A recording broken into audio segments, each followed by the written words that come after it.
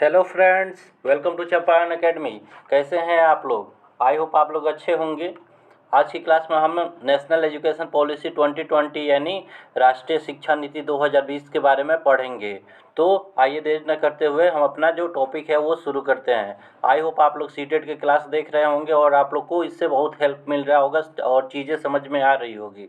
तो अभी तक आपने चैनल को सब्सक्राइब नहीं किया है तो चैनल को सब्सक्राइब जरूर कर लें। आप लोग जानते हैं कि जो हमारी शिक्षा नीति 2020 जो नेशनल एजुकेशन पॉलिसी 2020 है, ये 34 साल बाद आया है। जो हमारा जो पहला राष्ट्रीय शिक्षा नीति था वो कब आया था? जो फर्स्ट जो हमारा था वो आया था 1968 में आया था। जो पहला शिक्षा नीति था वो कब आया था? 1968 में आया था। जो दूसरा था वो कब आया था? वो आया था 1986 में आया था। कब आया था? 1986 में। और 1986 के बाद सीधे कब आया है? थर्ड, ये हमारा तीसरा नेशनल एजुकेशन पॉलिसी है और ये कब आया है? 2020 में, 2020 में आया है। यानी देखेंगे तो ये कितने साल बाद आया है? लगभग 34 ईयर बाद आया है। और ये जो 1986 था, जो सेकेंड जो नेशनल एजुकेशन पॉलिसी था, राष्ट्रीय शिक्षा नीति था, ये एक बार रिवाइज हुआ था। मतलब इसमें जो चीज़ें थोड़ी बहुत कमियां थी वो 1992 में एक बार रिवाइज किया गया था, लेकिन वो 1986 वाला ही माना जाता है। 1992 में बस केवल उसमें थोड़ा सा सुधार किया गया था, ये नहीं था कि नया शिक्षा नीति आया था। तो हमारी तीन शिक्षा नीति अभी तक आ चुकी है। जो पहला थी वो कब थी? 1968 में थी। जो दूसरा था वो कब था? वो था 1986 में। और तीसरा कब है? 2020 में, 2020 में। तो हम आज की क्लास में जो राष्ट्रीय शिक्षा नीति 2020 है उसके बारे में पढ़ेंगे कि इसमें क्या क्या जो इम्पोर्टेंट बात है वो कही गई है। तो आइए शुरू करते हैं। जो हमारा पहला पॉइंट है वो क्या है? डॉक्टर के कस्तूरी रंजन कमेटी रिपोर्ट 31 मई 2019। यानी जो राष्ट्रीय शिक्षा नीति जो बना है वो किसकी रिपोर्ट पे बना है? वो इसरो के पूर्व चेयरमैन जो थे डॉक्टर के कस्तूरी रंगन, उन वो उसके अध्यक्ष थे। जो नेशनल एजुकेशन पॉलिसी के अध्यक्ष कौन थे? वो इसरो के जो अध्यक्ष, पूर्व अध्यक्ष थे। मतलब वो रिटायर हो गए थे अध्यक्ष पद से। उनके बाद जब रिटायर हो गए थे तो उनको ये सौंपा गया था, क्या, कौन सा काम सौंपा गया था? कि भारत की राष्ट्रीय शिक्षा नीति आपको बनाना है। तो हमारे राष्ट्रीय शिक्षा नीति का अध्यक्ष कौन थे? के कस्तूरी रंगन।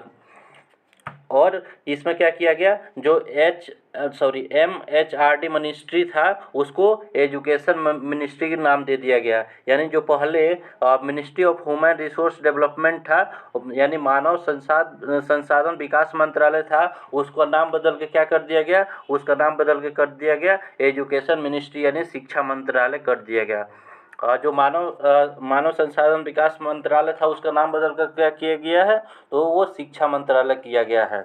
और जो नेशनल एजुकेशन पॉलिसी 2020 हमारा है, जो राष्ट्रीय शिक्षा नीति 2020 है, इसका जो फॉर्मेट है वो कौन सा फॉर्मेट है? 5+3+3, मतलब 5+3+3+4, यानी 5 के बाद 2 बार 3 है, उसके बाद 4 है। इसका क्या मतलब है? आप लोग जानते हैं जो हमारा जो दूसरा जो शिक्षा नीति थे 1986 वाला, उसमें 10+2 का फॉर्मेट मतलब आ रहा था। मतलब आप क्लास 1 में एडमिशन ले लिए तो आपको 10 तक बस सरपट्टे भागना है, कोई मतलब इसमें बाधा नहीं होती थी। मतलब आपको इतने क्लास 1 में ले लिए, 2 पढ़े, 3 पढ़े, 4 पढ़े, मतलब कोई चीज़ मतलब मेनली कोई चीज़ उसमें चेंज नहीं होता था, बस वैसे ही पढ़ते जाते थे एक क्या बोलते हैं, एक स्पीड में। लेकिन जो अब हमारा जो क्या है, नेशनल एजुकेशन पॉलिसी 2020 आया है, इसमें क्या है, इसको थोड़ा सा एलोबरेट किया गया है, थोड़ा इसको बांट दिया गया है, इसको पार्ट वाइज कर दिया गया है, खंडित कर दिया गया है। उसको कितने भागों में खंडित किया गया है? जो 12 तक की हमारी पढ़ाई है वो, और पहले 5, फिर 3 साल, फिर 3 साल, फिर 4 साल में इसको क्या किया गया है? बांट दिया गया है। तो आप लोग को याद रखिएगा कि जो नेशनल एजुकेशन पॉलिसी 2020 का फॉर्मेट है वो क्या है? 5+3+3+4। ऐसे मतलब ये याद ना हो तो 53 34 याद कर लीजिएगा, याद हो जाएगा। हमारा ट्रिक क्या है? 53 34 याद कर लीजिएगा। इसी से याद हो जाएगा कि नेशनल एजुकेशन पॉलिसी का जो फॉर्मेट है वो क्या है? 53 34, 4 अंक का है तो है ही, 4 अंक का आराम से आप लोग याद कर लीजिएगा। वैसे तो आदमी 10 अंक का मोबाइल नंबर याद कर लेता है और ये तो 4 ही अंक का है। तो आई होप आप लोग याद कर लीजिएगा। जो नेशनल एजुकेशन पॉलिसी 2020 का फॉर्मेट है वो क्या है, 553 34 53 34 ऐसे याद कर लीजिएगा। 5 + 3 + 3 + 4। अब इसका मतलब क्या है, शुरू में जब ये आया था तो बहुत सारे लोगों को समझ में ही नहीं आ रहा था कि 5 + 3 + 3 + 4 क्या है। तो इसको मतलब क्या गया है, बांटा गया है। जो पहला जो 5 है वो क्या कहता है, जो हमारा पहला 5 है वो कहता है ये किसके लिए है, 3 से 8 वर्ष के बच्चों के लिए है। मतलब बच्चों की पढ़ाई अब कब स्टार्ट हो जाएगी, बच्चों की पढ़ाई अब जब वो 3 साल के होंगे तभी स्टार्ट हो जाएगी। और इसका क्या नाम दिया गया है, इसका नाम दिया गया है फाउंडेशनल लेवल या फाउंडेशनल स्टेज, यानी मूलभूत चरण इसका नाम दिया गया है। तो इसमें क्या कहा गया है, जो 5 वर्ष का जो हमारा पहला मतलब पहला पढ़ाई होगा वो 5 सालों का होगा। उसमें क्या होगा, इसको 2 भागों में बांट दिया गया। जो पहला भाग है उसमें 3 साल लिया गया है और जो दूसरा भाग है उसमें 2 साल लिया गया है। तो पहला जो 3 साल है उसमें क्या करना है, वो आंगनबाड़ी में पढ़ाई करेगा। यानी जो आंगनबाड़ी चलता है ना, जहाँ पे बच्चे को क्या किया जाता है, मेनली वो वहाँ पे खिलाया जाता है, खिलाया जाता है, कि यही होता है वहाँ पे। ज़्यादा कुछ वहाँ पे होता नहीं है, बच्चे को बस अच्छा लगता है। वहाँ पे एग्ज़ाम का कोई टेंशन होता नहीं है। तो पहला जो 3 साल होगा वो किस लिए होगा, आंगनबाड़ी के लिए होगा, जिसमें कौन कौन सी क्लास आएगा, नर्सरी, एलकेजी और यूकेजी, ये 3 क्लास आएगा। जो दूसरा साल होगा उसमें कौन सा होगा, क्लास 1 आएगा और क्लास 2 आएगा। तो आई होप आप 5 का मतलब समझ गए होंगे कि 5 को 2 भागों में बांटा गया है। पहला भाग में बच्चे क्या करेगा, नर्सरी, एलकेजी, यूकेजी, और दूसरे पार्ट में क्या करेगा, वो क्लास 1 में चला जाएगा, क्लास 2 में चल जाएगा। इसमें कोई एग्ज़ाम नहीं होगा, नो एग्ज़ाम, यानी बच्चे को कोई एग्ज़ाम नहीं देना है। बच्चे को बस केवल स्कूल जाना है, वहाँ पे जाकर मौज मस्ती करना है। बस बच्चे को क्या करना है, क्लास में बैठाना सिखाना है, क्लास में टिकाना सिखाना है। मेनली इसका मेन रीज़न क्या है, मेन रीज़न ये है कि बच्चे एग्ज़ाम के डर से स्कूल नहीं जाते हैं। तो इसीलिए जब रिपोर्ट आया तो इसमें देखा गया कि बहुत सारे बच्चे हैं, जो छोटे बच्चे हैं, वो एग्ज़ाम के डर से की वजह से स्कूल नहीं जाते हैं। तो इसीलिए जो हमारा फाउंडेशनल स्टेज है उसमें क्या किया गया, एग्ज़ाम को हटा दिया गया है कि एग्ज़ाम होगा ही नहीं। बच्चे को केवल क्या करना है, बच्चा स्कूल जाएगा, मौज मस्ती करेगा, बस स्कूल में वो रहना सीख जाए, कि वहाँ पर टिकना सीख जाए, कि 4-5 घंटा 6 घंटा जितने देर का भी स्कूल होता है उतने देर वो बच्चा क्या करे, स्कूल में रहे। जो हमारा दूसरा ये लेवल है वो क्या है, जो दूसरा लेवल है वो 3 साल का है। दूसरे लेवल में बच्चे कितने साल रहेंगे, 3 साल रहेंगे। इसमें कौन कौन से एज ग्रुप के बच्चे आएंगे, तो 8 साल से 11 साल के जो बच्चे होंगे वो इस ग्रुप में आएंगे। और इसका क्या नाम दिया गया है, प्रिपरेटरी स्टेज दिया गया है, यानी प्रारंभिक चरण दिया गया है। इसमें कौन से क्लास आएंगे, 2 तक हो गया है हमारा, तो इसमें 3 और जोड़ लेंगे तो 2 हो गया है, तो 3 4 5, क्लास 3, क्लास 4 और क्लास 5। देख रहे हैं 3 हो गया ना, 1 2 3। तो क्लास 3 और क्लास 3 4 5 आएंगे इसमें 2 नंबर वाले में। जो हमारा ये 2 है इसमें क्या कौन सा क्लास आएंगे, 3 to 5 आएगा, 3 4 5। इसमें क्या होगा, यहीं से एग्ज़ाम स्टार्ट होगा। यहाँ से क्या होगा, जो हमारा 3 है वहाँ से क्या होगा, एग्ज़ाम स्टार्ट। जो हमारा एग्ज़ाम है वो क्या होगा, स्टार्ट होगा। जो मतलब क्लास जो 3rd है, क्लास 3rd से हमारा एग्ज़ाम स्टार्ट हो जाएगा। जो 4th है, सॉरी, जो हमारा ये 3 था, यहाँ से हमारा एग्ज़ाम स्टार्ट हो जा रहा है। जो ये 3 है इसमें क्या है, जो ये 3 है इसमें कहा ये है किन बच्चों के लिए है, ये 11 से 14 वर्ष के बच्चों के लिए है। और इसका क्या नाम दिया गया है, इसका नाम दिया गया है मिडिल स्टेज, यानी मध्य चरण दिया गया है। इसमें कौन कौन से बच्चे आएंगे, क्लास 6 to 8 आएंगे। 5 तक हम यहाँ पर देख चुके हैं कि 5 तक इसमें आ रहे थे। और इसके बाद क्या है, उसके बाद 6 7 8, ये देख रहे हैं 3 हो गया, 1 2 3, तो ये यहाँ पर 3 लिखा है, तो ये 3 यहाँ पे हो गया। तो मतलब इसमें कौन कौन से बच्चे आएंगे, जो 11 से 14 वर्ष के बच्चे हैं वो कौन कौन से क्लास में आएंगे, 6 7 और 8 में आएंगे। जो हमारा लास्ट वाला 4 है, 5 + 3 + 3 + 4, जो ये है इसमें ये कौन मतलब किस एज ग्रुप के बच्चे आएंगे, इसमें आएंगे जो 14 वर्ष से लेकर 18 वर्ष के जो बच्चे होंगे वो आएंगे। और ये कौन सा हमारा स्टेज है, ये है सेकेंडरी स्टेज यानी माध्यमिक चरण है। इसमें कौन कौन से बच्चे आएंगे, चूँकि क्लास 8 तक हम पढ़ चुके हैं तो इसमें आएंगे 9, 10th, 11 और 12th, यानी ये 4 बच्चे आएंगे, 1 2 3 4। तो यहीं ये जो चारों है यहाँ पे आ गया। तो ये क्या हो गया हमारा, ये 4 साल का कोर्स होगा। यानी जब 9th में जाएंगे तो इसमें आ जाएंगे, ये लास्ट वाला लेवल में हम आ जाएंगे। तो मेनली 5+3+3+4 का आप लोग समझ गए होंगे। जो पहला 5 साल होगा उसमें उसको 2 भागों में बांटा गया है। पहला आंगनबाड़ी जिसमें बच्चा 3 साल रहेगा, फिर क्लास 1 2, फिर 3 का मतलब क्या है, 3 का मतलब है कि एक बच्चा 3rd क्लास में चला जाएगा, 3rd 4th और 5 में पढ़ेगा। उसके बाद 3 का मतलब क्या है, 6 7 8 क्लास में पढ़ेगा। और उसके बाद 4 का मतलब क्या है, 9 10th 11 12 पढ़ेगा। तो आइए जानते हैं कि इस मतलब जो ये हमारा जो स्टेज होगा इसमें बच्चे को जो जो हमारा फाउंडेशनल स्टेज होगा, जो पहला होगा, जो 5 था, जो 5 साल का था, उसमें क्या था, प्ले एक्टिविटी बेस्ड लर्निंग। यानी बच्चे कैसे लर्निंग यानी अधिगम यानी पढ़ेंगे, तो वो या तो प्ले यानी खेल के माध्यम से पढ़ेंगे या कोई एक्टिविटी करा के उसको बच्चे को पढ़ाना है। यानी वहाँ पे क्या है, बच्चे को किताब उताब की ज़रूरत नहीं है, बस क्या है, खेलना है, पढ़ना है और क्रियाकलाप वहीं एक्टिविटी आलतू फालतू क्या, बहुत अच्छी बात है कि एक्टिविटी होना सबसे ये थी सीटेट के लिए एक्टिविटी क्या है, अमृत है। तो मतलब बच्चे कैसे पढ़ेंगे, एक्टिविटी के थ्रू पढ़ेंगे और खेल के माध्यम से पढ़ेंगे। जो दूसरा हमारा स्टेज है प्रेटरी स्टेज, ये कितने साल का था, ये 3 साल का था।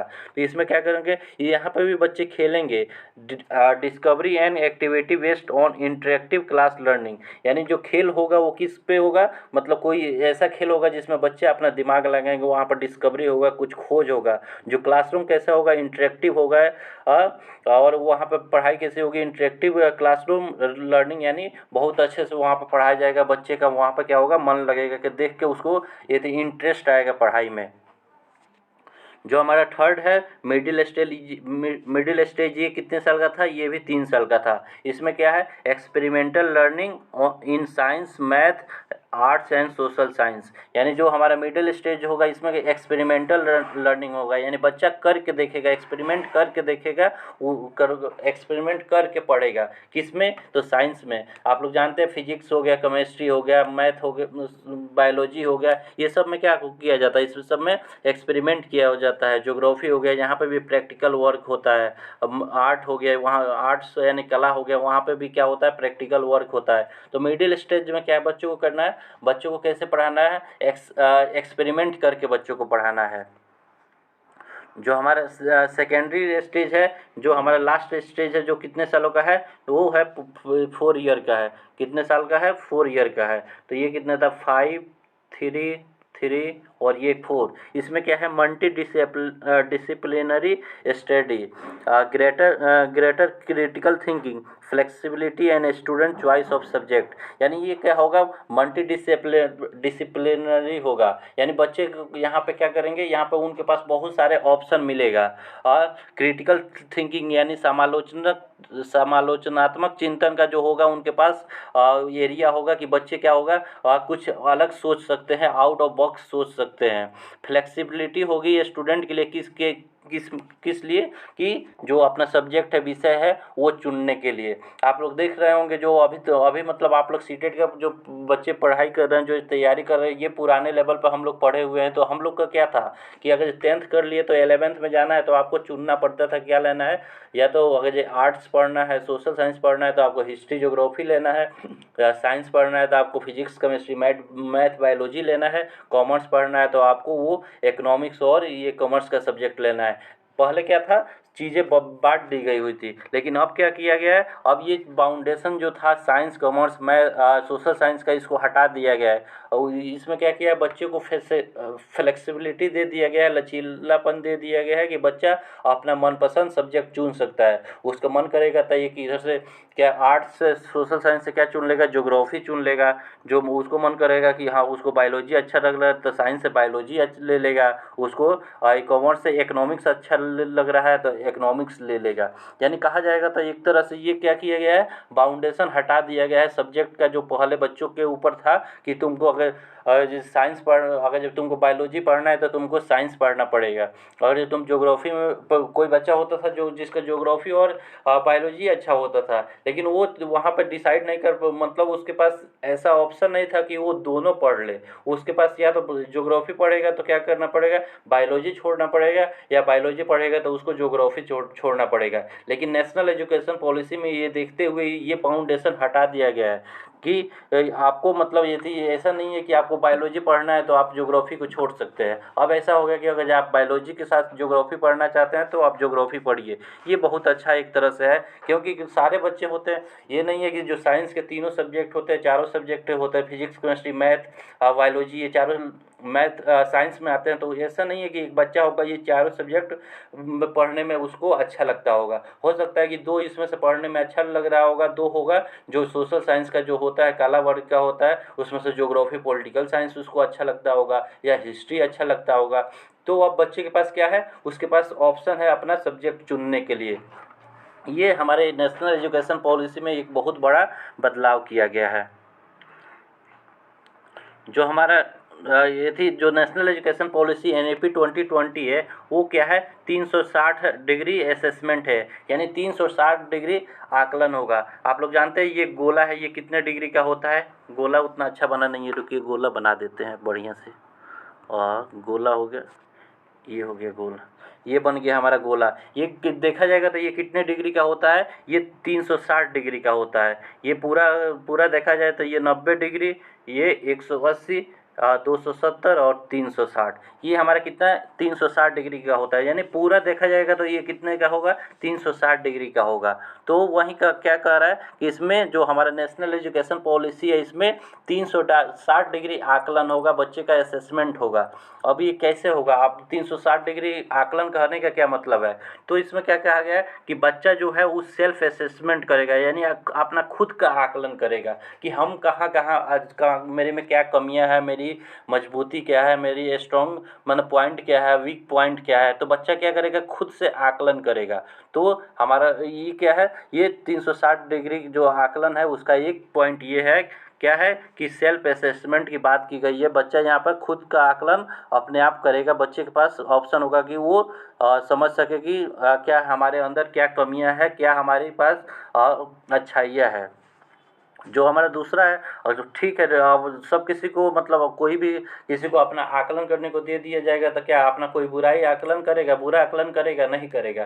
केवल आजकल मतलब देखा जाता है कि सब लोग अपना अच्छाई ही देखते हैं। तो इसलिए कहा गया कि अपना तो आप आकलन करेंगे, आपके साथ साथ कि कौन आकलन करेगा, आपका दोस्त भी आकलन करेगा। यानी पीयर असेसमेंट की भी बात कही गई है। यानी सहपाठी जो साथ साथ पढ़ता है उसको क्या कहते हैं, सहपाठी। यानी आपका जो दोस्त है, जो आपके क्लासमेट है, वो भी आपका आकलन करेंगे कि जो आपका चीज़ें है वो सही जा रही है कि नहीं, कहाँ पे कमियां है, कहाँ पे आपको सुधार करने की ज़रूरत है, कौन सी आपकी स्ट्रॉन्ग पॉइंट है। ये सारे आकलन भी कौन करेंगे, हमारे जो दोस्त होंगे, जो क्लासमेट होंगे, उन लोगों के पास भी आकलन करने का मौका रहेगा। अब ठीक है, हो सकता है कि चलिए उसमें क्या है, आपके एक दोस्त होंगे जो बहुत प्यार आपसे करते होंगे, आपको बहुत मानते होंगे, वहाँ पे भी थोड़ा सा मतलब क्या होगा, थोड़ा सा आपके पक्षपात कर लेंगे कि हाँ ये मेरा दोस्त है, इसके बारे में अच्छा अच्छा बता देते हैं। लेकिन क्या इसके लिए क्या किया गया, उसके बाद कहा गया कि ठीक है दोस्त तो आकलन करेगा ही, लेकिन जो आपका टीचर है वो भी आकलन करेगा। यानी जो टीचर है, यानी जो शिक्षक है, आपका क्लास टीचर है, क्लास में जो सब्जेक्ट पढ़ाते हैं, जो स्कूल में जो टीचर होते हैं, वो लोग भी देखेंगे कि आपके अंदर क्या कमियां हैं, पिछले जो आप लेवल पे थे उससे आपने क्या आगे बढ़े हैं कि उससे पीछे आए हैं, आप में सुधार हो रहा है कि आप में जो जो पहले से अच्छी चीज़ें हैं वो भी सब भी खराब हो रहा है। तो ये क्या करेगा, एक टीचर जो होगा वो भी टीचर भी हमारा क्या करेगा, आकलन करेगा। तो इसीलिए कहा गया है कि ये 360 डिग्री असेसमेंट है। इसमें आप मतलब 3 जगह से आपका आकलन हो रहा है। तो इससे क्या होगा, उसमें जो गलतियां होने की जो चांस है वो बहुत कम है, और सुधार जो होने की जो उम्मीद है ये बहुत ज़्यादा है कि आप में बहुत अधिक सुधार आएगा। तो ये हमारी राष्ट्रीय शिक्षा नीति 2020 की एक बहुत अच्छी फीचर है, जो 360 डिग्री असेसमेंट है।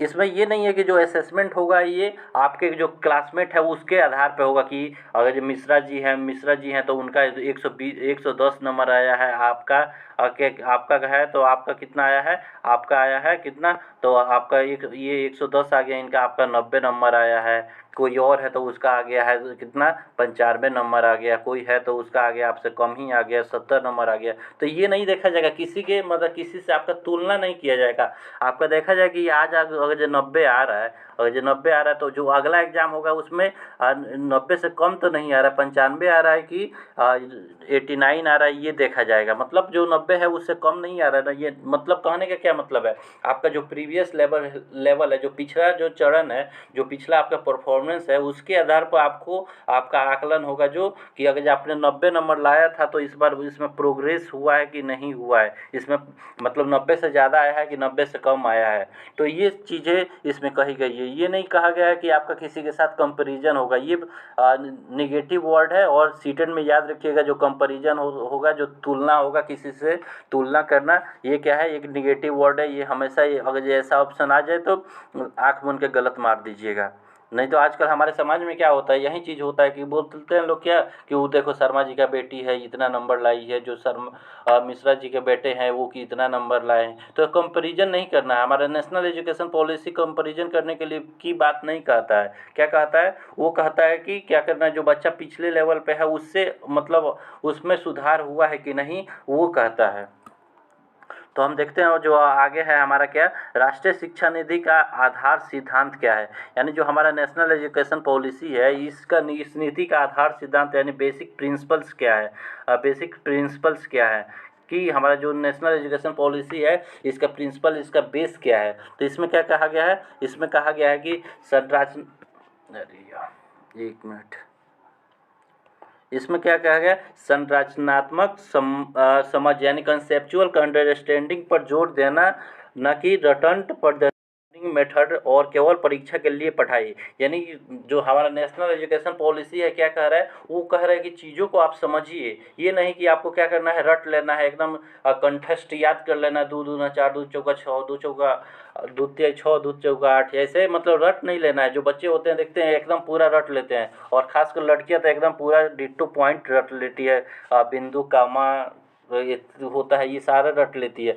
हम लोग के स्कूल में भी जो बच्चे थे, एक स्टूडेंट था हम लोग का दोस्त था, वो एकदम पूरा क्या करता था, एकदम आंसर तक मैथ का जो होता है वो आंसर याद कर लेता था कि हाँ अजय एक्सरसाइज 10 है उसका क्वेश्चन नंबर 5 है, उसका आंसर कितना आएगा 120 आएगा, ऐसे ही याद कर लेता था। एक बार की बात है जब हम लोग थी क्या कर रहे थे, प्रेयर हो रहा था तो वहाँ पर डिस्कशन हम लोग का चल रहा था कि ये क्वेश्चन बच्चा फंसा हुआ है तो इसका आंसर क्या होगा। सर भी हम लोग के थे, मैथ के टीचर थे, तो उनसे बताया लो कि RS अग्रवाल के ये क्वेश्चन है कि यहाँ पे सर ये कैसे होगा, तो वो बता रहे थे कि ये मेरा भी फंसा हुआ है, ये हमको भी नहीं समझ में आ रहा है। तो एक लड़का था बगल में, वो कह रहा है कि सर इसका आंसर इतना होगा। तो कह रहे तुमको आंसर याद है, कह रहे सर हमको क्या कोमा पॉइंट ये सब कुछ याद रहता है। तो कुछ लोग होते हैं क्या करते हैं, रट लेते हैं। लेकिन जो हमारा नेशनल एजुकेशन पॉलिसी है ये क्या कह रहा है, ये कह रहा है कि रटना नहीं है, हमको क्या करना है, हमको वहाँ उसका कंसेप्ट समझना है कि अगर प्रॉफिट एंड लॉस का क्वेश्चन है तो हमको उसको कंसेप्ट पे हमको क्या करना है, उसको सॉल्व करना है। और केवल परीक्षा के लिए पढ़ाई नहीं पर जोर नहीं दिया है, मतलब पढ़ाई है केवल परीक्षा के लिए नहीं होगा, ये तो सेकेंडरी चीज़ है। जो पढ़ाई है जो उसका प्राथमिक कारण क्या है कि आप एक अच्छे इंसान बन जाए, एक अच्छे मतलब जो सेंसिटिव एग्ज़ाम होता है, सेंसिटिव पीपल होता है, आदमी होता है, वो आप बन जाए। मतलब आप क्या सही है क्या गलत है ये चीज़ें समझने के लिए आप जब यदि हो जाते हैं, परिपक्व हो जाते हैं, मैच्योर हो जाते हैं, तो क्या होता है, शिक्षा का असली महत्व वही है कि आप एक अच्छा इंसान बन चुके हैं। तो हमारे जो शिक्षा नीति आई है, जो नेशनल एजुकेशन पॉलिसी 2020 आई है, इसमें कंसेप्चुअल लर्निंग के बारे में, अंडरस्टैंडिंग के बारे में कहा गया है, न कि हमको रोट लर्निंग यानी रट के याद करने वाला और परीक्षा केवल देने के लिए बात की गई है, ऐसा नहीं कहा गया है। जो हमारा नेक्स्ट पॉइंट है वो क्या है, सीखने के लिए सतत मूल्यांकन यानी कंटिन्यूअस इवैल्यूएशन होगा। जो बच्चे का है वो क्या है, कंटिन्यूअस इवैल्यूएशन पर जोर देना, न कि साल के अंत में होने वाली परीक्षा को केंद्र में रखकर शिक्षण हो, और मूल्यांकन का उद्देश्य बच्चों को सिखाने प्रक्रिया में मदद करना है। यानी जो बच्चा सीख रहा है उसका मूल्यांकन कैसे होगा, उसका रोज़ मूल्यांकन होगा। अभी हमने बताया ना कि जो बच्चे का है रोज़ मूल्यांकन होगा, उसमें क्या देखा जाएगा, जो पहला बच्चा जो प्रीवियस लेवल पे था, जो पिछला स्तर पे था, उससे आगे निकला है कि नहीं निकला है। और उसमें ये तो नहीं है कि जो पहला लेवल था उससे भी डल होते जा रहा है, उससे भी जड़ बुद्धि होते जा रहा है। तो नेशनल एजुकेशन पॉलिसी का यही कहना है कि सतत मूल्यांकन होगा, यानी रोज़ रोज़ मूल्यांकन होगा, हर समय आपका मूल्यांकन होगा। और क्या देना है, ना कि साल के अंत में होने वाली परीक्षा पे केंद्र रखकर शिक्षण हो। यानी ये नहीं कह रहा है कि आपको क्या हो रहा है, जो साल में हम लोग का जो वार्षिक परीक्षा होता था वो आप मतलब टीचर को ऐसे नहीं पढ़ाना है कि हमको लास्ट में जो एग्ज़ाम लेना है उसके लिए पढ़ाना है, ऐसा नहीं पढ़ाना है। बच्चे का रोज़ रोज़ ज़िंदगी है, उसमें क्या क्या कमियां है उसको दूर करने के लिए वो बच्चे को पढ़ाया जाएगा, ना कि वार्षिक परीक्षा के लिए पढ़ाया जाएगा। और मूल्यांकन क्या क्या उद्देश्य होगा, बच्चों को सिखाने की प्रक्रिया में मदद करना। यानी जो मूल्यांकन होगा उसमें क्या कहा गया है कि बच्चा कैसे सीखेगा, उसमें बच्चों को मदद करना है कि बच्चा अगर जो कोई चीज़ें कोई कंसेप्ट नहीं सीख पा रहा है तो उसको कैसे मदद करके वो चीज़ें सिखाई जाए। स्कूल में मूल्यांकन यानी इवैल्यूएशन फॉर्मेटिव होना चाहिए, न कि समेटिव होना चाहिए। जो फॉर्मेटिव हमारा है ये पॉजिटिव वर्ड है, ये क्या है पॉजिटिव वर्ड है, और ये क्या है जो समेटिव है ये हमारा नेगेटिव वर्ड है। तो क्या कहा गया, बच्चे का जो मूल्यांकन होगा, इवैल्यूएशन होगा, वो किस आधार पे होगा, वो फॉर्मेटिव होगा, ना कि समेटिव होगा। इससे फॉर्मेटिव का कहने का मतलब क्या है, मतलब क्लास में हमेशा आपका ग्रुप डिस्कशन चलते रहेगा, कभी सरप्राइज टेस्ट हो जाएगा, कभी क्या होगा ग्रुप प्रोजेक्ट होगा, कभी क्या होगा वो जो अंतराक्षरी होता है वो होगा। यानी बच्चे को क्या किया जाएगा, इसमें फॉर्मेटिव जो होता है, जो फॉर्मेटिव असेसमेंट होता है, इवैल्यूएशन होता है, इसमें क्या होता है बच्चे को हमेशा एक्टिव रखा जाता है। और जो समेटिव होता है इसमें क्या होता है, बच्चे को वर्ष के अंत में एंड ऑफ ईयर क्या किया जाता है, एंड ऑफ ईयर में बच्चे का एक एग्ज़ाम ले लिया जाता है, हो गया बात, बच्चे को फ्री कर दिए। तो हम इसमें नेशनल एजुकेशन पॉलिसी में क्या किया गया है कि बच्चे का जो इवैल्यूएशन होगा, जो मूल्यांकन होगा, जो आकलन होगा, वो किस आधार पर होगा, फॉर्मेटिव के आधार पर होगा, न कि समेटिव के आधार पर होगा। फॉर्मेटिव के आधार पर होगा, समेटिव के आधार पर नहीं होगा। आई होप आप समझ गए होंगे। जो हमारा नेशनल एजुकेशन पॉलिसी 2020 है वो क्या कहता है, यह सीखना कि कैसे सीखना है और मानकीकरण से लचीलापन की ओर बदलाव का प्रस्ताव रखती है। यानी हम नेशनल एजुकेशन पॉलिसी क्या कहता है कि कोई चीज़ कैसे सीखनी है, हमको पहले ये सीखना है कि कैसे हम इस चीज़ को सिखा सकते हैं। और जो आप बच्चे को क्या करना है, सूर्य ग्रहण पढ़ाना है तो कैसे बच्चे को पढ़ाना है ये आपको पहले आना चाहिए कि हाँ बच्चे को कैसे पढ़ाएंगे तो क्या करेंगे, कैसे पढ़ाएंगे तो क्या करेंगे, बच्चा वो सूर्य ग्रहण जो टॉपिक है उसको समझ जाएगा। इसमें क्या करेंगे, बच्चे को तीन बच्चे को लेंगे, तीन बच्चे को लेंगे, एक को यहाँ पर सूरज की जगह पर खड़ा कर देंगे, सन की जगह पर खड़ा कर देंगे, यहाँ पे बीच में क्या आ जाता है मून आ जाता है, और यहाँ पे क्या आ जाता है, यहाँ पे हमारा पृथ्वी होता है, यहाँ पे क्या होता है अर्थ होता है, ये क्या होता है मून होता है, और ये हमारा क्या होता है ये सन होता है। तो तीन बच्चे लेंगे, एक को यहाँ खड़ा करेंगे, एक को यहाँ खड़ा करेंगे, एक को यहाँ खड़ा करेंगे। जब ये इसको टॉर्च दे देंगे, ये मारेगा तो इसके शरीर पे यहाँ पर लाइट आएगा, लेकिन इससे पास नहीं होगा तो यहाँ पर अंधेरा रहेगा। और इससे क्या समझा देंगे कि सूर्य ग्रहण में भी ऐसे ही होता है, सूर्य से जो किरणें आती है ये चंद्रमा ही है जो बीच में आके रोक लेता है, तो हमारे पास जो सूर्य की किरणें नहीं आ पाती है, इसलिए क्या होता है ग्रहण लगता है। तो मतलब नेशनल एजुकेशन पॉलिसी में क्या कहा गया है कि बच्चे को कैसे सिखाना है इस पे जोर दिया गया है। और ये मानकीकरण से लचीलापन यानी स्टैंडर्डाइज जो होता है उससे फ्लेक्सिबिलिटी के ओर बात किया गया है कि कोई भी चीज़ होगा एकदम स्टैंडर्ड नहीं होगा, एकदम ऐसा नहीं स्टैंडर्ड हो जाएगा कि बच्चे को समझ में नहीं आएगा। और जो वहाँ पर कहीं पे भी अगर जो बच्चे के समझ के लिए फ्लेक्सिबल लचीलापन लाना पड़े तो उसका स्वागत है। जो हमारा नेक्स्ट पॉइंट है वो क्या कह रहा है, हर बच्चे की विशेष क्षमताओं, रचनात्मक, तार्किक सोच, नवाचार और समालोचनात्मक चिंतन यानी क्रिटिकल थिंकिंग की पहचान करना है और उनके समग्र विकास के लिए प्रयत्न करना है। इसमें ये बहुत अच्छी बात की गई है नेशनल एजुकेशन पॉलिसी 2020 में, क्योंकि आप लोग जानते हैं कि जितने भी बच्चे होते हैं, जितने भी लोग होते हैं, वो यूनिक होते हैं, अलग होते हैं। तो इसमें क्या कहा गया है कि जो बच्चे में जो क्षमता है उसके अंदर क्या एबिलिटी है, उसमें रचनात्मक क्या है, उसको क्रिएटिविटी क्या कर सकता है, तार्किक सोच यानी लॉजिकल थिंकिंग क्या है, नवाचार यानी नया उसके अंदर क्या विचार चल रहा है, समालोचनात्मक चिंतन यानी उसका क्रिटिकल थिंकिंग क्या है, मतलब वो आउट ऑफ बॉक्स क्या सोच रहा है। ये सब सारी चीज़ों को क्या करना है, पहचान करना है और उसके अनुसार उसको क्या करना है, उसको समग्र विकास के लिए प्रयत्न करना है। यानी एक बच्चा है, कोई क्रिकेट खेल बहुत अच्छा खेलता है, तो उसमें क्या करना है, उसके टैलेंट को पहचानना है और उसको गेम में भेजना है। कोई अगर मतलब कोई स्टूडेंट है, वो क्या है, वो आर्ट में अच्छा है, कोई रंगोली अच्छा बना लेता है, पिक्चर अच्छा बना लेता है, तो उसको क्या करना है, उसको आर्ट के एरिया में, आर्ट एंड क्राफ्ट के एरिया में भेजना है। कोई बच्चा है, वो क्या कर रहा है, कोई चीज़ें है उसको बहुत अच्छे फटाक से सॉल्व कर दे रहा है, तो उसको जैसे मतलब ये क्या है, इंजीनियर और ये जो साइंटिस्ट होते हैं उन लोगों का एरिया होता है, उसमें भेजना है। यानी बच्चे के रुचि के अनुसार देख के कि बच्चा कहाँ पे वो अच्छा कर सकता है, कौन सा एरिया में वो उसका मन लग रहा है, कौन से एरिया में उसको नॉलेज मतलब नॉलेज अधिक है, यानी वो पढ़ना पसंद करता है, वो चीज़ों को समझना पसंद करता है। ये सारी चीज़ों को क्या करना है, वो बच्चे के अंदर को पहचान के और उसके अनुसार बच्चे को क्या करना है, फैसिलिटी देना है कि उसमें वो अच्छा कर सके। जो हमारा नेक्स्ट पॉइंट है वो क्या है, समावेशी शिक्षा यानी इंक्लूसिव एजुकेशन। तो इसका मतलब क्या होता है, सभी के लिए शिक्षा। इंक्लूसिव एजुकेशन का क्या मतलब है, सभी के लिए शिक्षा। समावेशी का जब देखेंगे तो इसका जब तोड़ेंगे तो इसका मतलब ही होता है कि सभी के लिए शिक्षा।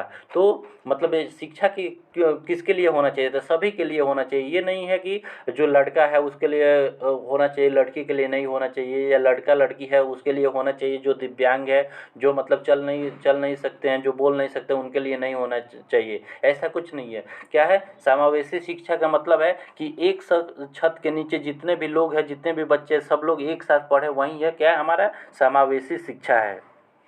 यानी पढ़ाई का अधिकार सारे बच्चों का है, जो सारे बालक का है, जितने भी स्टूडेंट है, सब किसी का अधिकार क्या है, शिक्षा पे सब किसी का अधिकार है। हाँ, उसके लिए अलग अलग अगर जो दिखते आ रही है, अगर जो कोई बच्चा है जो मत देख नहीं सकता है, तो उसके क्या करेंगे, उसके लिए ब्रेल लिपि जो होता है वो उसका यूज करेंगे। कोई बच्चा सुन नहीं सकता है, तो उसके लिए क्या करेंगे, हम उसको कोई मॉडल दिखाएंगे, कोई पिक्चर दिखाएंगे, प्रेजेंटेशन करेंगे।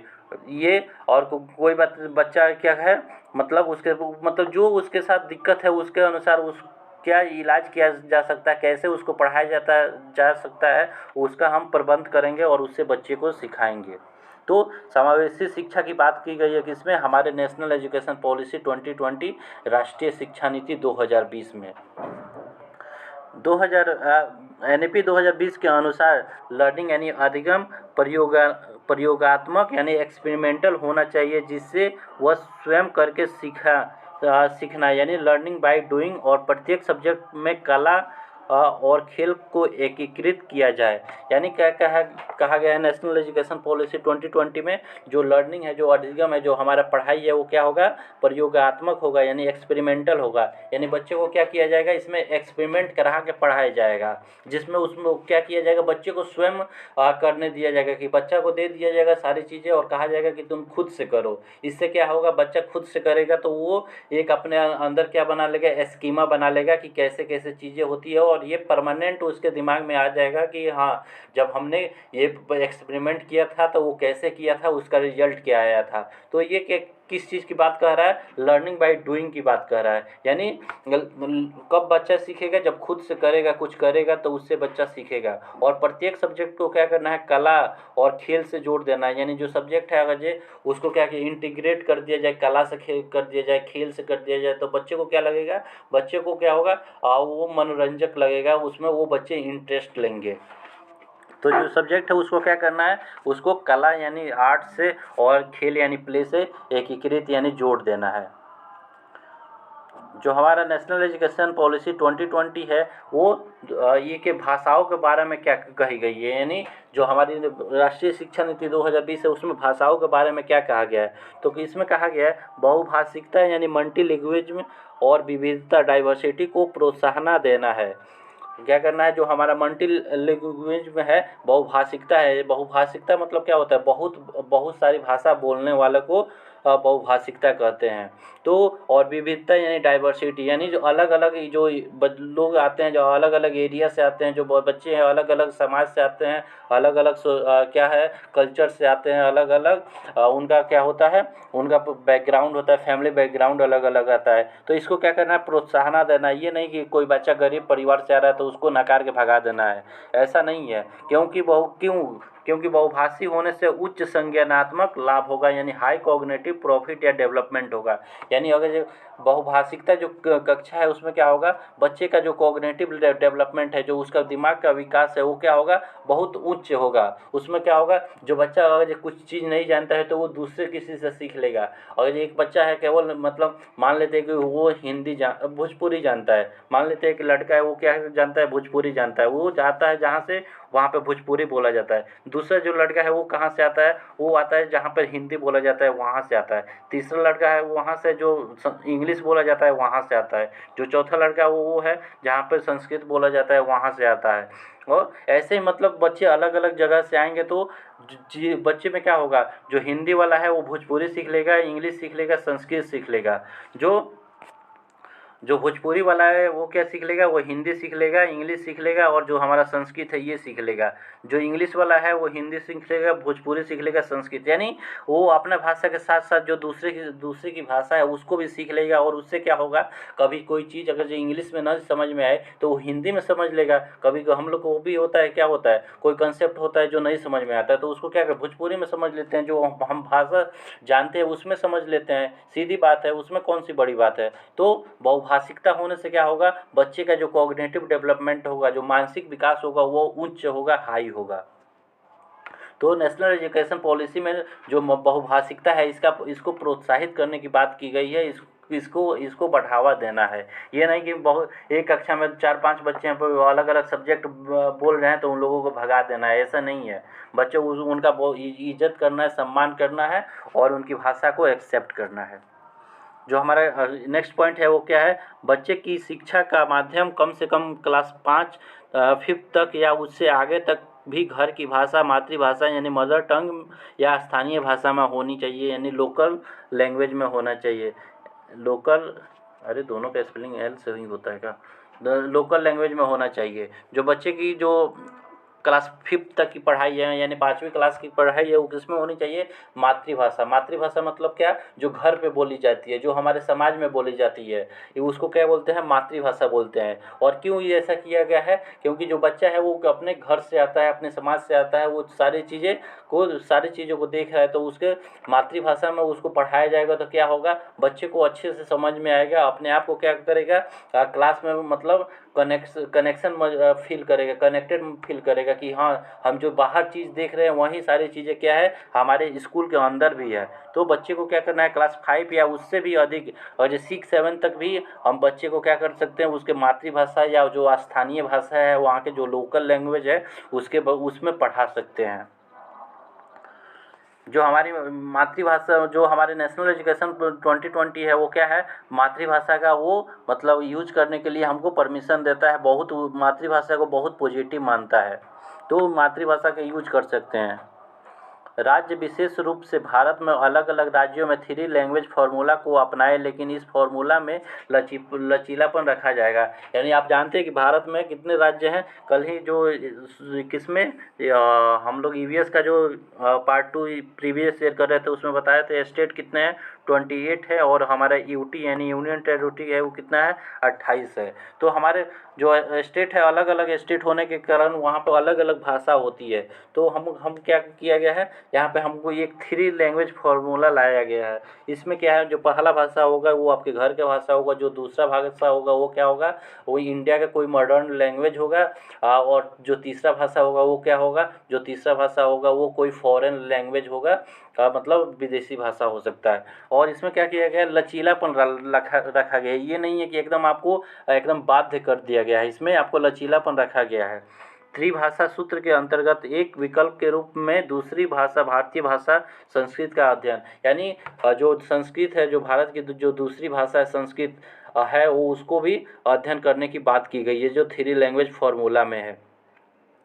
क्योंकि आजकल देख रहे हैं कि जो संस्कृत है केवल जब आप शादी ब्याह में जाएंगे तभी आपको सुनने को मिलेगा संस्कृत, वरना आजकल बहुत कम ही लोग हैं जो संस्कृत पढ़ते हैं। हालांकि सीटेट में बहुत सारे बच्चे हैं जो संस्कृत लेके पढ़ते हैं। यदि जो लैंग्वेज हमारा है जिसमें हमको लैंग्वेज 1 लैंग्वेज 2 चुनना पड़ता है, तो उसमें बहुत सारे बच्चे लैंग्वेज संस्कृत भी लेते हैं और ये बहुत अच्छी बात है। पहले थोड़ा सा जो संस्कृत का लेवल था वो थोड़ा सा ईजी था, लेकिन अब जब से ऑनलाइन हो रहा है तो थोड़ा चीज़ों को मॉडरेट कर दिया है। तो और क्या कहा गया है कि जो संस्कृत है उसको भी पढ़ना है।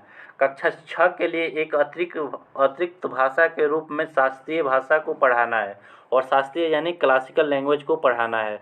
कक्षा 6 में जब बच्चा जाएगा, कक्षा 5 तक तो क्या है हमारा मातृभाषा है, कक्षा 6 से 8 में क्या है उसमें शास्त्रीय भाषा को पढ़ाना है, और 9 के ऊपर क्या है आपको एक विदेशी भाषा पढ़ना है। तो हमारा जो 5+3+3+4 था ना, तो इसमें तो बच्चे को क्या है मातृभाषा मदर लैंग्वेज पढ़ना है। इसमें क्या है जो यहाँ पे है नहीं, यहाँ पे तो बच्चे को केवल मस्ती करना है, सॉरी यहाँ पे क्या है खेलना है कूदना है, उसमें यहाँ की जो पढ़ाई होगी वो क्या होगी बच्चे की मातृभाषा में होगी। किस में होगी? मातृभाषा में होगी। ये होगा, ये किस भाषा में होगा? ये क्लासिकल लैंग्वेज में होगा, यानी शास्त्रीय भाषा में होगी। और ये जो ये 4 है इसमें क्या है फॉरेन लैंग्वेज यानी विदेशी भाषा में बच्चे को पढ़ना है। और क्लासिकल लैंग्वेज हमारे कौन कौन है, तो इसको आप याद रखिएगा, क्योंकि हिंदी पेडागोजी का जो होता है, जो मतलब हिंदी पेडागोजी या हिंदी और इंग्लिश पेडागोजी में ये पूछ देता है कि इसमें से कौन सा एक है जो क्लासिकल लैंग्वेज यानी शास्त्रीय भाषा है। तो आपको याद होना चाहिए जो तमिल, तेलुगु, कन्नड़, मलयालम, उड़ीसी और संस्कृत, ये हमारे जो अच्छे जो भाषा है ये हमारे शास्त्रीय भाषा है। ये मेनली देखा जाएगा तो ये हमारे जो इंडिया का मैप देखेंगे तो ये जो नीचे वाला जो हमारा एरिया पड़ता है इधर के भाषा को क्या कहा गया है? क्लासिकल लैंग्वेज कहा गया है। तो ये कितने लैंग्वेज क्लासिकल हमारे लैंग्वेज है? 6 लैंग्वेज है। क्लासिकल लैंग्वेज कितने हैं? 6 है। कौन कौन है? पहला है तमिल, तेलुगु, कन्नड़, मलयालम, उड़ीसी और संस्कृत। तमिल कहाँ बोला जाता है? तमिलनाडु। और तेलुगु आंध्र प्रदेश, कन्नड़ कर्नाटक, मलयालम केरल, उड़ीसी उड़ीसा और संस्कृत ये तो लगभग हर क्षेत्र में बोला जाता है। तो हमारे कितने क्लासिकल लैंग्वेज है? शास्त्रीय भाषा कितने? 6 हैं। कौन कौन है? तमिल, तेलुगु, कन्नड़, मलयालम, उड़ीसी और संस्कृत। जो हमारा नेक्स्ट पॉइंट है वो क्या है? माध्यमिक स्तर पर एक अतिरिक्त विकल्प के रूप में विदेशी भाषा यानी कोरियन, जापानी, थाई, फ्रेंच, स्पेनिश, पुर्तगाली का अध्ययन है। यानी जो माध्यमिक स्तर है, माध्यमिक स्तर कौन सा था हमारा? क्लास 9 से लेकर क्लास 12 तक। इसमें क्या करना है? बच्चे को एक अतिरिक्त विकल्प के रूप में विदेशी भाषा को फॉरेन लैंग्वेज को पढ़ाना है, जो जिसमें वो कौन कौन से लैंग्वेज शामिल है? कोरियन हो गया, जापानी हो गया, थाई हो गया, फ्रेंच हो गया, स्पेनिश हो गया, पुर्तगाली हो गया। इसका अध्ययन करना मतलब ये कोई विदेशी भाषा को पढ़ना है। तो हमारा क्या यहाँ से क्या निकल के आ रहा है? जो हमारा जो फॉर्मेट था 5+3+3+4, इसमें भाषा के कोई बाध्य नहीं है। इसको मातृभाषा में पढ़ना है, किसमें? मातृभाषा में पढ़ना है। इसको शास्त्रीय भाषा है, शास्त्रीय। और इसमें क्या है? इसमें विदेशी भाषा, एक कोई विदेशी भाषा को पढ़ना है। तो आई होप आप लोग समझ गए होंगे इसको कैसे डिवाइड किया गया। इससे क्या किया गया है? एकदम लो लेवल से एकदम हाई लेवल पे आपको ले जाया गया है। ये बहुत अच्छी बात है, क्योंकि बच्चे को क्या होगा कभी उसको यदि मतलब डिस्कनेक्शन फील ही नहीं होगा, उसको लगेगा ही नहीं कि हम घर पे हैं कि स्कूल में हैं। जो हमारा नेक्स्ट पॉइंट है वो क्या है? राष्ट्रीय शिक्षा नीति 2020 के अनुसार भारत सरकार की एक भारत श्रेष्ठ भारत यानी एक भारत श्रेष्ठ भारत की बात की गई है। किसमें? नेशनल एजुकेशन पॉलिसी 2020 में पहल पर जोर देती है कि विद्यार्थी अधिकांश रूप में प्रमुख भारतीय भाषाओं की उल्लेखनीय एकता के बारे में जानेंगे। यानी जो नेशनल एजुकेशन पॉलिसी 2020 है वो एक भारत श्रेष्ठ भारत की बात की गई है। इससे क्या होगा? भारत में आप लोग देखते होंगे, जानते हैं कि लगभग 1600 से ज़्यादा भाषाएं बोली जाती है, जिसमें से 22 भाषा क्या है? 22 भाषा हमारे क्या है?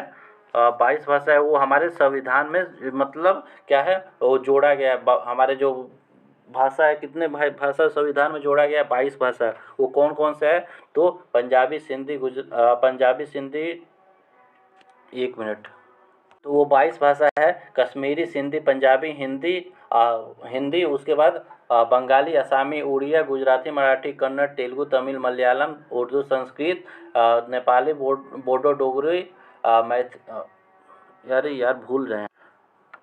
अभी एक बार और ट्राई करते हैं। कश्मीरी, सिंधी, पंजाबी, हिंदी, बंगाली, असामी, उड़िया, गुजराती, मराठी, कन्नड़, तेलुगु, तमिल, उर्दू, संस्कृत, उसके बाद नेपाली, मणिपुरी, कंकोड़ी, बोडो, डोगरो, मैथिली, संथाली। ये जो 22 भाषा, ये क्या है हमारे संविधान में जोड़ा गया है, ये 22 भाषाओं को।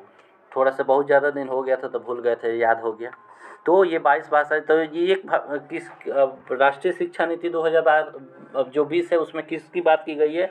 एक भारत श्रेष्ठ भारत। यानी जो हमसे कोई बात पूछता है तो हम क्या कहते हैं? हम कहते हैं, जो बिहार से आते हैं वो कहते हैं हम बिहारी हैं, जो यूपी से आते हैं वो क्या कहते हैं? हम यूपी वाले हैं, जो महाराष्ट्र से आते हैं वो मराठी अपने आप को बोलते हैं, जो गुजरात से आते हैं गुजराती। ये मतलब अलग अलग जो हमारा क्षेत्र है बटा है, हम अपना जो पहचान बताते हैं कि वहाँ के बताते हैं। ये नहीं कहते हैं कि अगर कोई पूछे आपसे कि आपको कहाँ से आते हैं तो सीधे कहिए हम भारतीय हैं, भारत से आते हैं। इससे क्या होगा? एक भारत श्रेष्ठ भारत की एक जो भारत सरकार के द्वारा मुहिम चलाई गई है, इसका एक बहुत ही अच्छा इम्पैक्ट पड़ेगा। और ये क्यों किया गया है कि जो भारत में बहुत सारी भाषाएं बोली जाती है उसके बारे में लोग जाने, बच्चे जाने। जो हमारा नेक्स्ट पॉइंट है वो दिव्यांगों के लिए अधिकार, यानी जो बच्चे फिजिकली हैंडीकैप होते हैं उन लोगों के बारे में भी हमारे नेशनल एजुकेशन पॉलिसी 2020 के बारे में बात की गई है। दिव्यांग अधिकार अधिनियम एक्ट 2016, यानी person RPWD, right to person with disability. इसमें क्या कहा गया है? यह समावेशी शिक्षा को एक ऐसी व्यवस्था के रूप में डिफाइन करता है जहां सामान्य व दिव्यांग सभी बच्चे एक साथ सीखते हैं। यानी जो ये हमारा जो RPDW जो एक्ट है, ये क्या कहता है? इसको ऐसे डिफाइन किया गया है कि जहाँ पे जो नॉर्मल बच्चे हैं और जहाँ पे जो फिजिकली हैंडीकैप होते हैं वो सारे बच्चे एक साथ पढ़ के ही क्या एक साथ बैठ के ही पढ़ेंगे। यानी क्या क्या कहा गया है? ये कहाँ पे हम देखे थे? समावेशी जो शिक्षा है, समावेशी शिक्षा में समावेशी शिक्षा में ऐसी बात की गई थी। और यही बात की कहाँ की गई है? और दिव्यांग जो अधिनियम है, जो बच्चे जो फिजिकली हैंडीकैप होते हैं वहाँ पे भी कहा गया है कि जो फिजिकली जो हैंडीकैप है वो ये नहीं है कि वो उनके अंदर क्षमता नहीं है। आजकल आप लोग देख रहे होंगे कि जो फिजिकली हैंडीकैप है वो लोग भी बहुत अच्छे अच्छे चीज़ कर रहे हैं। ये नहीं है कि जो मतलब बॉडी से अपने थोड़ा सा मतलब दिव्यांग हो गया तो उसको क्या कहेंगे? वो एकदम बेकार है, ऐसा नहीं है। तो वो ऐसे बच्चे को भी क्या करना है? जो सामान्य बच्चे हैं उनके साथ बैठा के पढ़ाना है। वो इससे क्या होगा? बच्चे एक दूसरे के प्रति क्या करेंगे? सहयोग करेंगे, कोऑपरेटिव लर्निंग का जो वहाँ पे माहौल बनेगा। जो हमारा नेक्स्ट पॉइंट है वो क्या है? NEP 2020 के अकॉर्डिंग दिव्यांग बच्चों के लिए एक उपयुक्त इमारत ढांचा, उपयुक्त तकनीक सुविधाएं और प्रत्येक स्टूडेंट की एक शिक्षा। यानी जो हमारा नेशनल एजुकेशन पॉलिसी 2020 है, इसमें क्या किया है? जो दिव्यांग बच्चे हैं उनके लिए ये नहीं कि जो क्लास है वो 5 मंजिला पर बनाते हैं, ऐसा नहीं है। जो उनके लिए क्या है? ऐसी इमारत बनाई जाए, ऐसी मतलब वहाँ पे व्यवस्था बनाई जाए कि जो दिव्यांग बच्चे हैं वो भी आसानी से पहुँच पाए। और शिक्षा का मतलब जो मेथड है, जो विधि है, ऐसे पढ़ाया जाए कि जो दिव्यांग बच्चे हैं वो लोग भी समझ जाए। ये नहीं कि केवल नॉर्मल बच्चे को देख के ही हमारा जो पाठ्य योजना होगा, जो लेसन प्लान होगा, जो हमारा TLM होगा, टीचर लर्निंग रिसोर्स, यानी उसको क्या कहते हैं? TLM जो बच्चे को पढ़ाने के लिए यूज किया जाता है टीचर। तो वो क्या है? ऐसे बनाना है जिसमें जो दिव्यांग बच्चे हैं वो भी समझ जाए और जो नॉर्मल बच्चे हैं वो भी समझ जाए। और जो हमारा नेशनल एजुकेशन पॉलिसी 2020 है वो टेक्स्ट बुक और करिकुलम के बारे में क्या कहता है? यानी किताब हमारा कैसा होना चाहिए, पाठ्यक्रम कैसा होना चाहिए। तो कक्षा 6 से ही शैक्षिक पाठ्यक्रम में व्यावसायिक शिक्षा को शामिल कर लिया जाएगा। यानी कि जब क्लास 6 का जब पढ़ाई होगा, जो हमारा पहला 5 था, जो दूसरा था 3, तीसरा था 3 और 4, इसमें क्लास मतलब वो 2 तक आ रहा था, इसमें क्लास 5 तक आ रहा था, और यहाँ पर 6 to 8 आ रहा था, और 9 यहाँ पर 10th आ रहा था हमारा। 9th 10th आ रहा था। तो जो यहाँ पे है, जो ये 3 है, ये यहाँ पर क्लास ये हमारा 6 आ रहा था। 6 से ही क्या कह रहा है कि व्यावसायिक जो शिक्षा है, यहाँ पे व्यावसायिक शिक्षा है उसका आरंभ हो जाएगा। मतलब आपको क्लास 6 में एक बार मौका दे दिया जाएगा कि आपको क्या करना है, आप एक बार सोच लीजिए। ये पहले हम लोग का क्या था, पहले बच्चे ग्रेजुएशन कर लेंगे, एमए कर लेंगे, उसके बाद सोचेंगे कि बनेंगे क्या।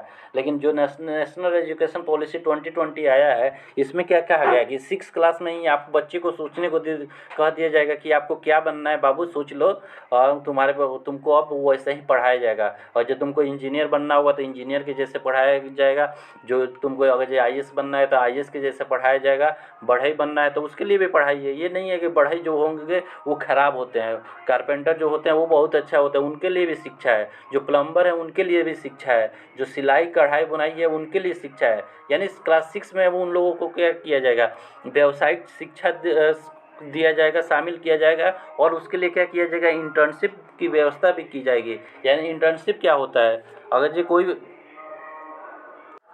यानी जो भी बच्चा जो भी एरिया चुनेगा, जैसे मतलब कोई बच्चा चुन लेता है कि हमको टीचर ही बनना है, तो उसको इंटर्नशिप क्या दिया जाएगा, जो पास के स्कूल में होगा वहाँ पर भेज दिया जाएगा कि पढ़ाना, वो कैसे पढ़ाना है, कैसे स्कूल जो मैनेजमेंट होता है, कैसे वहाँ की व्यवस्था को कंट्रोल किया जाता है, इस सब के लिए क्या किया जाता है, इंटर्नशिप कराया जाता है। जो बच्चे मतलब क्या हो गया, जो एग्रीकल्चर करना चाहते हैं उनको लोगों को क्या खेत फील्ड वर्क दे दिया जाएगा कि खेती, जो आप आसपास के गांव में जाइए, वहाँ पर खेती है, कौन सा फिर फसल उगाया जा रहा है, वहाँ पे क्या क्या यूज किया जाता है खादर के रूप में, ये सारे देखने के लिए तो वहाँ से इंटर्नशिप शुरू करा दिया जाएगा। क्लास 6 में ही बच्चों को क्या किया जाएगा, इंटर्नशिप भी दिया जाएगा। ये थी चुनाव यहाँ पे है तो थोड़ा प्रचार वाले परेशान किए, बार बार आ जा रहे हैं, दिमाग ख़राब किए हैं।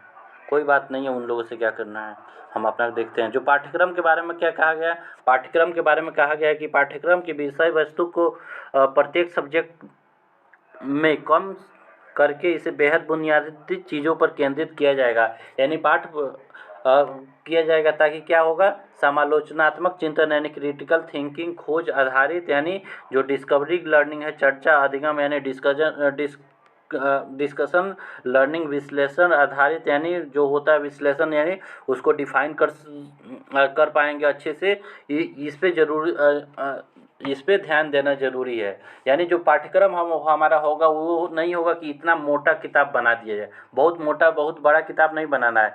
चीज़ों को क्या करना है, एकदम पूरा बुनियादी चीज़ों को रखना है, केंद्रित करना है। यानी जो जो मेन चीज़ है उसको हमको अपने पाठ्यक्रम, हमको अपने किताब में रखना है। जिससे क्या होगा, समालोचनात्मक चिंतन होगा। जो बच्चा होगा क्रिटिकल थिंकिंग करेगा, वो आउट ऑफ बॉक्स सोचेगा, कुछ नया चीज़ सोचेगा।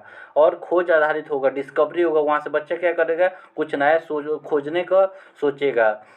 जो चर्चा अधिगम होगा, यानी कोई टॉपिक है उस पर बच्चा क्या करेगा, चर्चा करेगा, डिस्कशन करेगा अपने टीचर से, अपने सहपाठी से, अपने मम्मी पापा से, अपने भैया बहन से, अपने दोस्त यार से। मतलब ये क्या होगा, ऐसा हमको करिकुलम होना चाहिए, ऐसा पाठ्यक्रम होना चाहिए जिसमें क्या है, बच्चा क्या करे और डिस्कशन करे। विश्लेषण आधारित अधिगम होगा, यानी कोई चीज़ है उस पर विश्लेषण कर सके कि हाँ ये कि इसमें क्या क्या चीज़ें हैं जो सही है, क्या क्या चीज़ें हैं वो गलत है, इसको कैसे, इसमें कैसे सुधार किया जा सकता है, इसमें जो कमियां हैं इसमें और अच्छा कैसे किया जा सकता है। तो हमारा पाठ्यक्रम कैसा होगा, पतला होगा, छोटा होगा, उसमें एकदम अच्छी अच्छी चीज़ें दी होगी, जो काम की चीज़ होगी वो दी रहेगी, कोई फालतू चीज़ नहीं दिया रहेगा। और उससे बच्चे में बहुत सारी मतलब उसका कॉग्निटिव डेवलपमेंट है जो है, वो उसका जो संज्ञानात्मक विकास है वो क्या होगा, उसका डेवलप होगा। जो हमारा तो देखा जाए तो मेनली इतने ही बात, लगभग जो हमारा नेशनल एजुकेशन पॉलिसी 2020 में मेन बात इतना ही की गई थी। अब हम क्वेश्चन इसका करेंगे, जब क्वेश्चन करेंगे तो उसमें जब आएगा तो वहाँ पे और भी चीज़ें कुछ छोटा बच्चा रहेगा तो वहाँ पे हम लोग कर लेंगे। तो अब ये वीडियो को यहीं पे करते हैं ख़त्म। आज की क्लास में हम क्या किया, नेशनल एजुकेशन पॉलिसी लगभग 2020 को लगभग एक क्या करते हैं, एक हमारे अंदर क्या बन गया, क्या बन गया, उसको बोलते हैं स्कीमा बन गया। स्कीमा बन गया, उससे क्या होगा, हम ऊपर ऊपर समझ गए कि नेशनल एजुकेशन पॉलिसी में क्या किया गया है। ऐसा लर्निंग बाय डूइंग की बात की गई है, क्रिटिकल थिंकिंग की बात की गई है। जो किताबें होगी वो मोटे ना होकर पतला होगी, जो काम की चीज़ें होगी वो होगी। 360 डिग्री असेसमेंट की बात की गई है। ये सारी मतलब जितनी अच्छी बातें हो सकती है सारे नेशनल एजुकेशन पॉलिसी में की गई है। जो अभी के टाइम में जो क्या है, अभी के जो हमारा मॉडर्न युग, डिजिटल युग चल रहा है, इसके अनुसार होना चाहिए। जो आजकल सारी चीज़ें क्या हो चुकी है, थोड़ा बहुत मॉडर्न हो चुकी है, बहुत आधुनिक हो चुकी है, तो उसके अनुसार हमारा नेशनल एजुकेशन पॉलिसी 2020 बनाया गया है। क्योंकि देखेंगे तो हमारा जो सेकेंड वाला था 1986 में बना था। उस समय तक ठीक से किसी के पास घड़ी नहीं होता था, किसी के पास रेडियो नहीं होता था। तो वो हमारी जो नेशनल एजुकेशन पॉलिसी थी वो पुरानी हो चुकी थी। तो सॉरी, तो उसमें क्या है, जो उस समय के उस समय के जो ज़रूरत थी उसके आधार पर 1986 वाला जो नेशनल एजुकेशन पॉलिसी जो था उसको बनाया गया था। लेकिन जो क्या है हमारा नया national education policy, new education policy जो नेशनल आया है, इसमें क्या किया गया है, इसमें सारी मॉडर्न अभी की जो मतलब अभी बच्चे को कैसे पढ़ाया जाएगा उसके अनुसार इस नेशनल एजुकेशन पॉलिसी 2020 को बनाया गया है। और जो हमारे पास संसाधन है, जो रिसोर्स है, उसको देखते हुए बनाया गया है कि हम जो हमारे पास चीज़ें हैं उसका उपयोग करें। ये ना कि हमारे पास पानी होते हुए हम पानी के बिना मर जाए, और जब पानी हमारे पास है तो हम पानी पीकर जिंदा रहें, इसके बारे में नेशनल एजुकेशन पॉलिसी 2020 कहता है। ये नहीं है कि आपके पास कुआं है, समंदर है और पानी के बिना मर जाए, तो ऐसा नहीं है। जो हमारा नेशनल एजुकेशन पॉलिसी 2020 है, ये क्या है, जो ये 21st जो सेंचुरी के स्किल है, जिसमें क्रिटिकल थिंकिंग हो गया, डिस्कवरी लर्निंग हो गया, क्या ये सारी चीज़ों को सम्मिलित किया गया है। तो आई होप आप नेशनल एजुकेशन पॉलिसी 2020 को अच्छे से समझ गए होंगे। तो अगले क्लास में हम क्या करेंगे, अगले क्लास में हम जो हमारा क्या है RTE 2009 है, राइट टू एजुकेशन एक्ट 2009, उसके बारे में पढ़ेंगे। क्योंकि ये छोटे छोटे टॉपिक को हम कवर भी ऐसे करते चलेंगे तो हमारी जो क्या होगी, बेसिक जो अंडरस्टैंडिंग है वो बन जाएगी, तो हम क्वेश्चन आसानी से कर सकते हैं। क्योंकि अगर कोई बच्चा ये समझ रहा है कि हम याद करके और सीटेट पास कर लेंगे तो वो उसकी बेवकूफ़ी है।